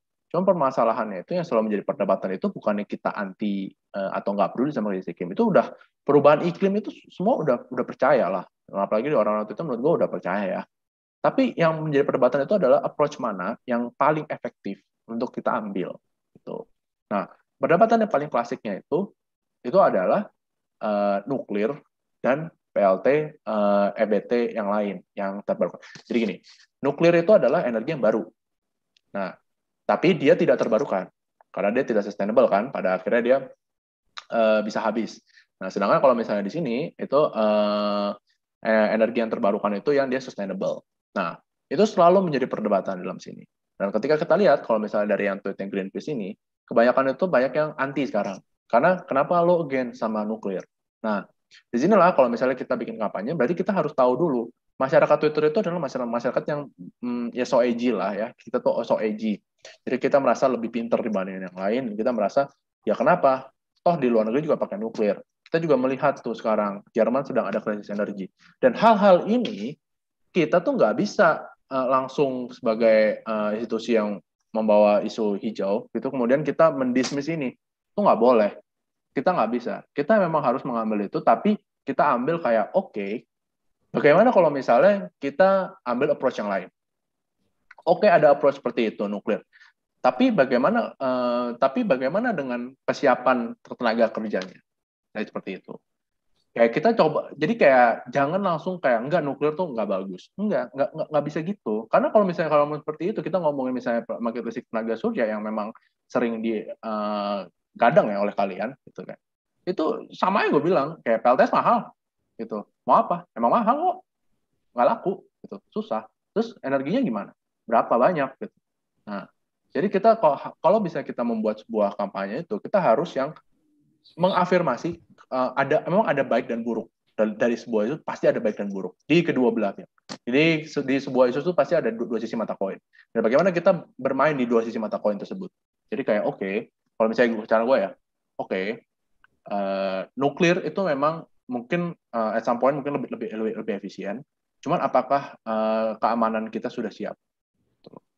Mungkin kita perlu untuk A, B, C, D. Pertama, kompetensi tenaga kerjanya ditingkatkan. Bapeten sekarang bagaimana? Mati suri atau seperti apa? Udah oke belum? 3, kita mesti ada kerjasama dulu lah sama pihak yang pertama kali menyelenggarain nuklir, kita harus full asing misalnya, yang sudah terbiasa melakukan ini. Apakah ini bisa tercapai? Kalau enggak, ya udah kita pakai PLT yang tenaga energi lain gitu. Jadi kayak membuatnya itu kayak memberikan mereka tuh kayak, lu udah siap belum? Kita belum siap kan? Nuklir oke, tapi bagaimana kesiapannya? Kayak gitu-gitulah.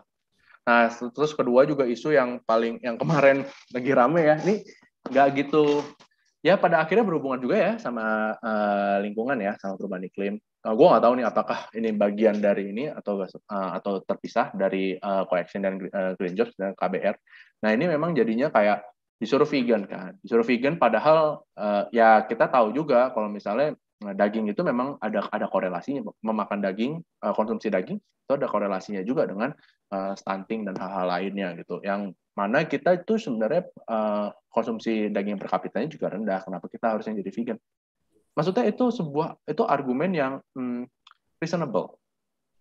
Itu argumen-argumen yang reasonable. Belum lagi kalau misalnya ini kan ngomong burgerins ya, burgerins mahal. Gitu. Siapa yang bisa makan? Gitu. Kayak gue sendiri pun gue suka salad gitu, gue suka Caesar salad gitu.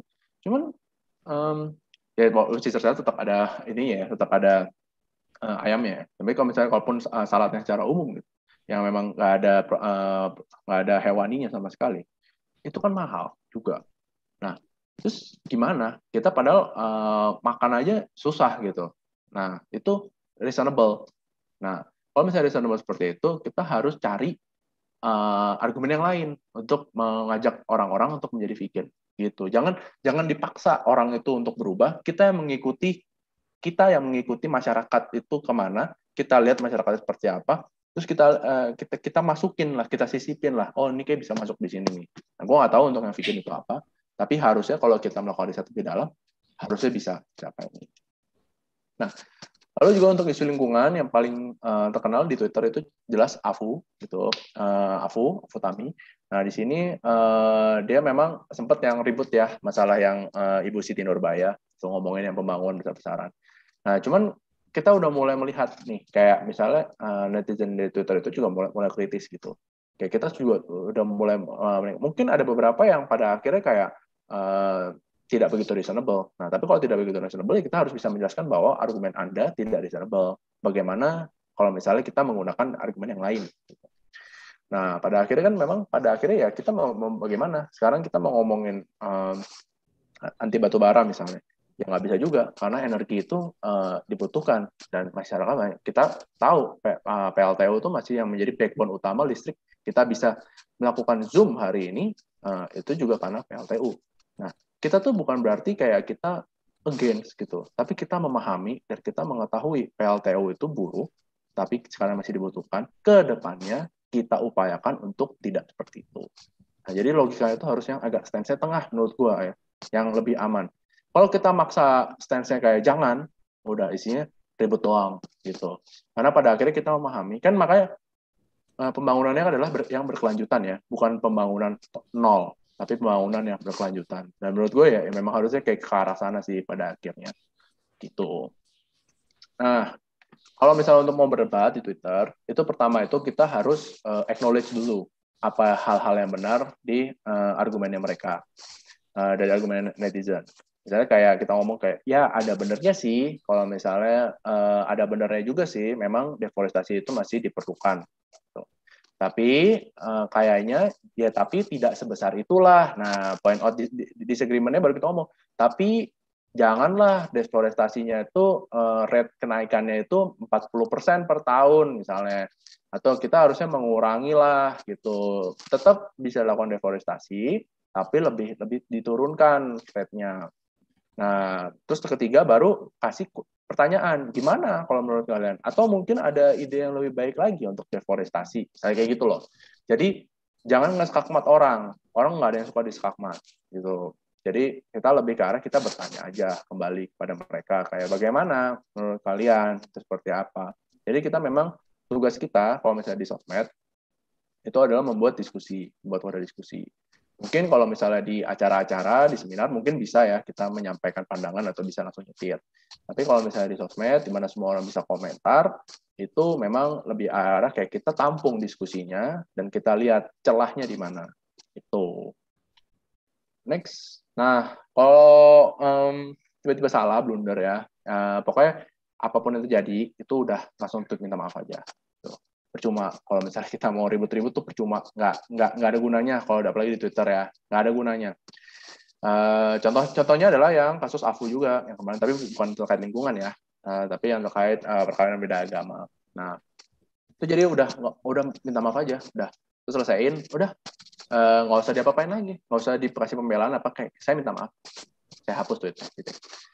Udah nggak usah ada mereka yang ribut-ribut sendiri biarin aja gitu, di ignore aja. Nah, terus langsung udah di-ignore aja reply yang masuk.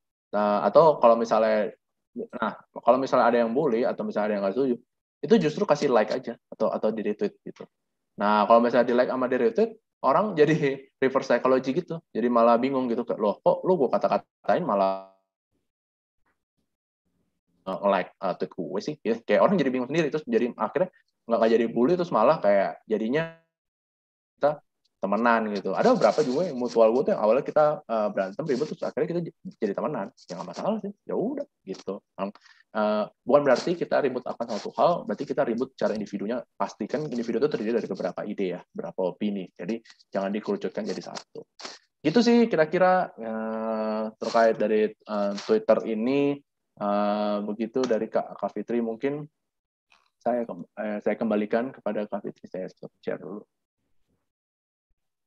Siap, terima kasih banyak Kak Riki. Ini aku masih mencerna banyak banget hal-hal baru yang maksudnya kan sejauh ini selama ini kan aku cuman apa ya retweet gitu yang aku suka, yang nggak aku suka ya udah aku tinggalin gitu, dan aku juga akunnya dikunci jadi maksudnya kadang kita sendiri juga kadang kalau mau berpendapat tuh jadi kayak bener nggak ya pendapat gue gitu. Kalau aku sih ya, betul. Kayak takut tiba-tiba diserang gitu loh. Karena kalau misalnya kita lihat reply orang, terus kemudian dia salah jawab, akhirnya dia diserang. Diserang itu sampai ke apa namanya yang dulu-dulu gitu, tweet yang dulu-dulu, ternyata blunder nih orang nih, yang gitu-gitu sih Kak. Tapi tenang aja, karena kayak gue bilang kan, semua isu tuh ada dua mata koin. Jadi nggak cuma lo doang yang mikir seperti itu. Pasti kayak ada orang lain yang mikir seperti itu kok. Walaupun mereka nggak ngomong, tapi sebenarnya ada. Dan ada beberapa dari orang itu yang asal ngomong doang, itu sebenarnya cuma pengen ribut doang. Gitu. Mereka mungkin pandangannya bukan itu. Atau pandangannya mungkin setuju sama lo sebenarnya, tapi kayak mereka malu atau mereka mau ribut doang, ya udah, dia ngikut aja arus utama. Gitu. Tenang aja sih, jangan stres-stres main Twitter. Itu. Iya, ya intinya seperti itu. Pokoknya kalau misalnya untuk kalian para yang penggiat NGO, pokoknya saran gue adalah jangan terlalu keras. Kita coba untuk ngambil yang isu di tengah. Menurut gue lingkungan itu harus yang isu agak tengah. Gitu. Karena kalau misalnya agak kita udah paradoks banget, dua kutub banget, itu nggak bisa menambah engagement. Sedangkan kita pengen engagement kan, kita pengen diketahui lebih banyak orang kan. Jadi kita memang harus ngambilnya tuh yang agak stance-nya agak tengah gitu. Saran gue. Itu sih. Tapi tetap harus aktif ya Kak. Maksudnya ketika ada tweet apa yang berhubungan, walaupun bukan kita yang bikin retweet, kita Iya, betul. nimbrung gitu ya Lebih kayak. enak nimbrung. Karena nggak perlu kita duluan yang mikir kan. Nah, kalau misalnya ada terkait Iya. apa gitu, jadi kayak ya gitu aja sih. Kalau misalnya minyak goreng, bentar kayak menurut gue kayak ya ini ada hubungannya Allah sama iklim. Nah, karena gimana gitu. Boleh aja, nggak apa-apa, masukin aja. Itu saran gue. Atau yang punya jet pribadi tuh, ya kan, ada kan yang punya jet pribadi, ya kan kita komen, waduh janganlah punya jet pribadi karena kan jejak karbonnya tinggi. Nah terus kalian cool tweet lah tentang jejak karbonnya dari jet pribadi itu berapa. Harusnya Greta Thunberg udah pernah ngomong kan ya hal ini ya, yang masalah itu. Gitu sih, gitu-gitulah. Yap. Oh, Cafe nanya ya, ada contoh Ini. Twitter Space yang hits banget nggak? Iya, itu yang pas Tompi. Satu Tompi, habis itu yang masalah filmnya ya, yang ternyata kurang ada keterwakilan perempuan kayaknya. Yang terakhir banget itu yang masalah isu kekerasan seksual yang melibatkan ya gue sebut aja lah, melibatkan akun HY pada waktu itu.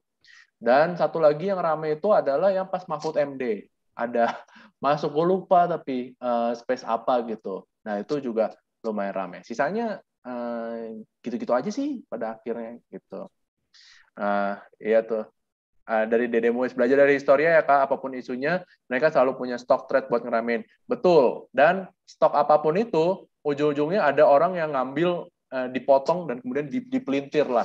Pas yang isu rokok tuh. Ada tuh, pas isu tembakau. Wah, aduin. Ya, ekspedisi Dandi kasus KS. Gitu. Terus dari Novita, apakah nimbrung dengan ikut komen ke topik yang lagi hit tapi sambil promosi itu? Oke, enggak.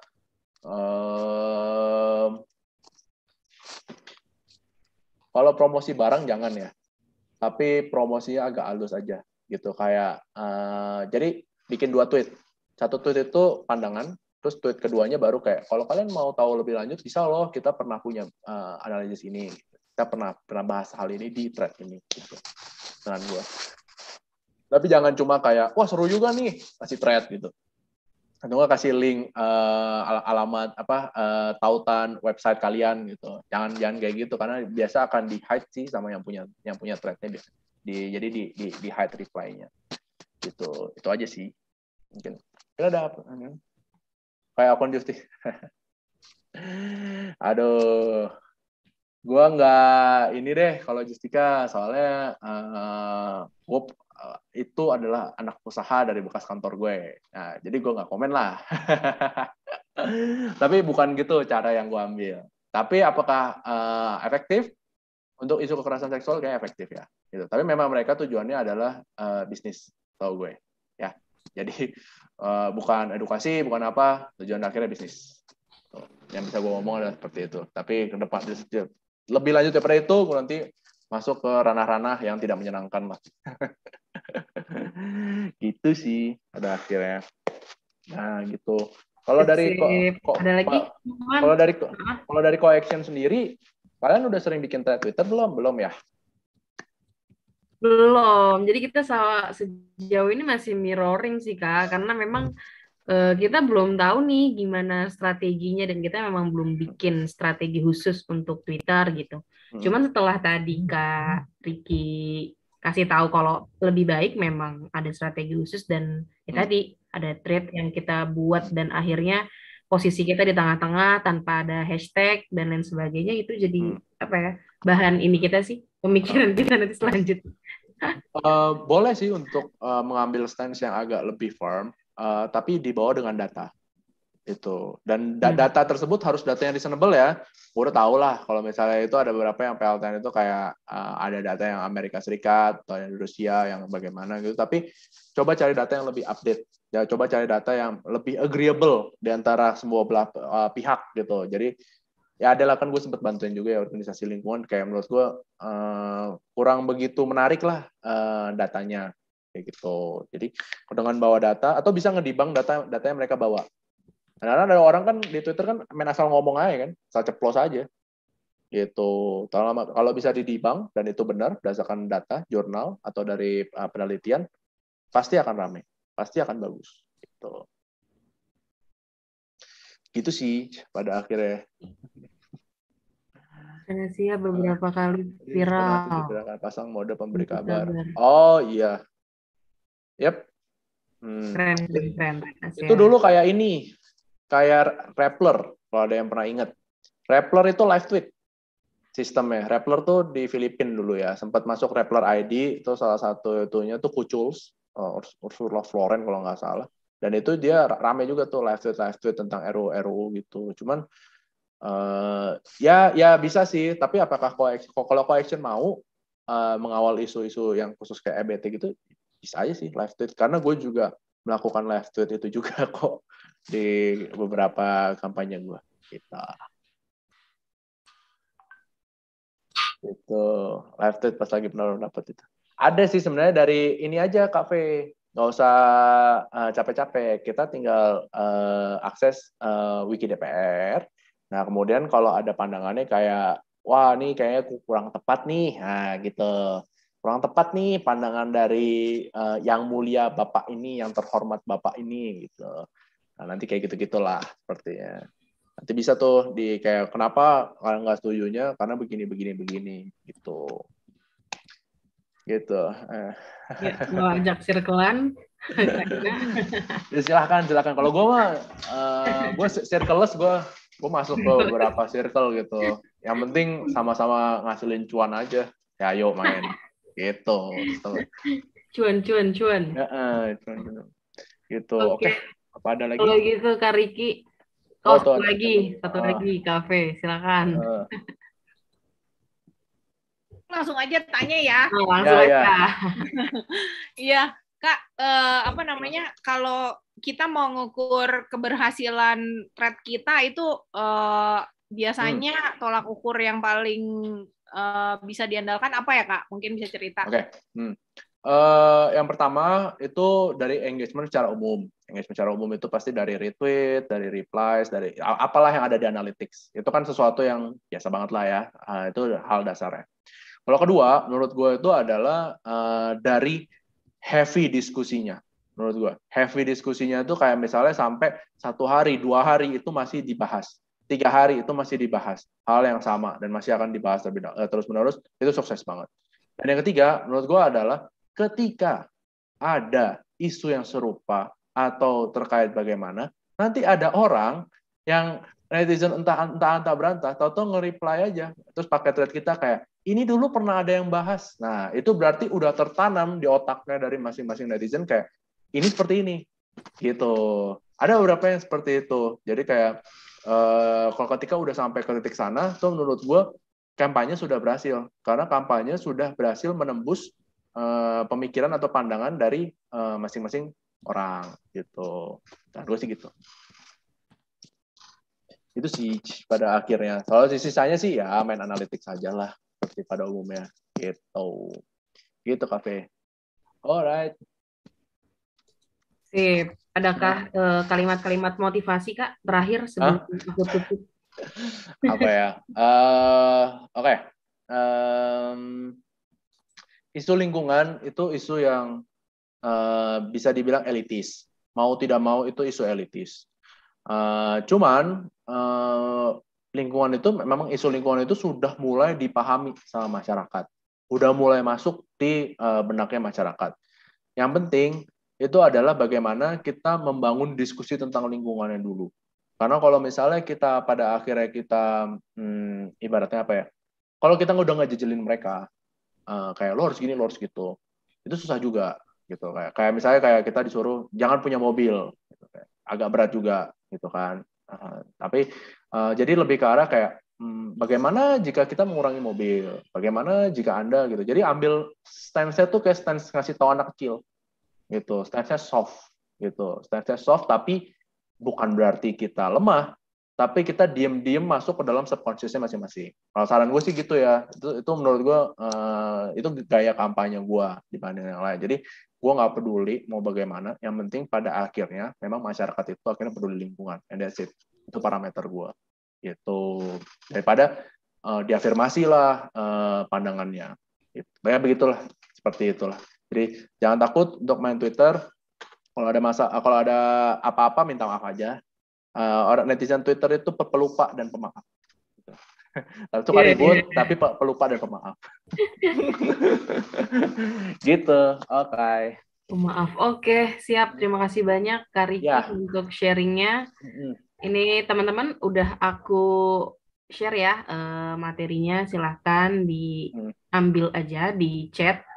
Agak ke atas sih tadi jam 3:30 aku udah share. Kan yang belum ambil silahkan untuk nanti dibagikan ke teman-teman organisasinya mungkin untuk silakan. Twitter yang lebih mumpuni gitu. Oh ya, kita nyampe nih. Ya. Oke, makasih dari Coaction dan Green Jobs. Menurut gue ini penting untuk ya ini Green Jobs Class ya. Memang pada depannya gini influencer di Twitter itu ya emang pekerjaan sih gitu. Ada cuannya kok, ada duitnya. Gue cuma bisa bilang gitu. Ada cuannya, ada duitnya gitu. Nggak apa-apa ya. Dan ada potensinya sangat tinggi masih di Indonesia gitu. Oke. Untuk rekamannya itu ada di YouTube Kak Wahyu, YouTube-nya Koaksi bisa ditonton lagi. Materinya udah ada di chat, silahkan. Terima kasih banyak teman-teman untuk partisipasinya, keaktifannya di sore hari ini. Semoga besok lancar puasanya 1 bulan full. Mohon maaf lahir dan batin. Terima kasih banyak Kak Riki dan teman-teman. Sampai jumpa di Green Jobs selanjutnya. Dadah. Ya, makasih semua. Dadah, terima kasih Kak. Dadah Kafe, dadah Mbak Fitri, dadah semua.